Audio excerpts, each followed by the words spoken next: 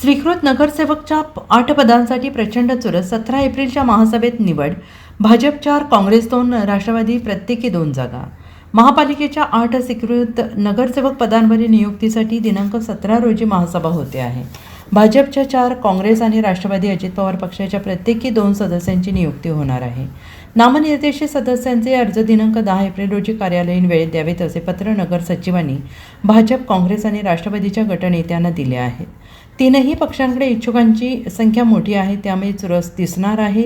महापालिकेची महासभा शुक्रवार दिनांक 17 रोजी महापौर धीरज सूर्यवंशी यांच्या अध्यक्षतेखाली होणार आहे.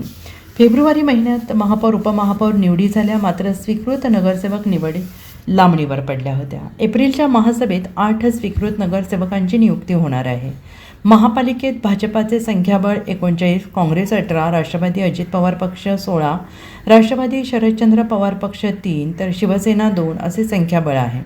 8 स्वीकृत नगरसेवकांची नियुक्ती होणार आहे. संख्याबळानुसार भाजपचा स्वीकृत नगरसेवक कोटा 4 आहे. काँग्रेसचे 2 आणि राष्ट्रवादी अजित पवार पक्षाचे 2 स्वीकृत नगरसेवक होतील. या पार्श्वभूमीवर 8 जागांसाठी नामनिर्देशित नावांची छाननी पडताळणी करण्यासाठी कागदपत्रे शुक्रवार दिनांक 10 पर्यंत सादर करण्याचे पत्र नगर सचिवांनी भाजपाचे गटनेते संदीप आवटी, काँग्रेसचे गटनेते मंगेश चव्हाण, राष्ट्रवादी अजित पवार पक्षाचे गटनेते मैनुद्दीन बागवान यांना दिले आहे.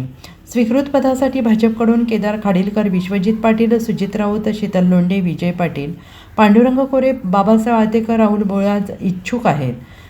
काँग्रेसकडे इच्छुकांची गर्दी आहे. अमित शहा, प्रमोद सूर्यवंशी, विशाल कलगुटकी यांच्यासह अनेक जण इच्छुक आहेत.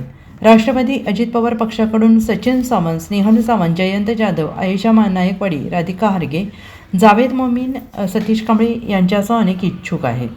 Bureau report, SPN Marathi, Sangli.